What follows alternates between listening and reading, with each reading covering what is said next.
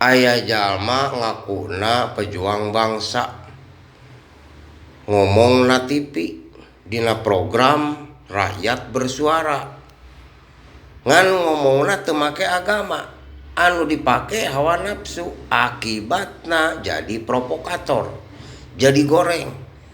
sabab ngomongna TV mah dilalajoanan ngomongna Jokowi jeung anakna teh jadi musuh bersama sapal kuring anu jadi musuh bersama mah setan jeung iblis atawa setan anu mangrupakeun jelema ta eta nu jadi musuh bersama mah ari jelema mah siapa tahu tobat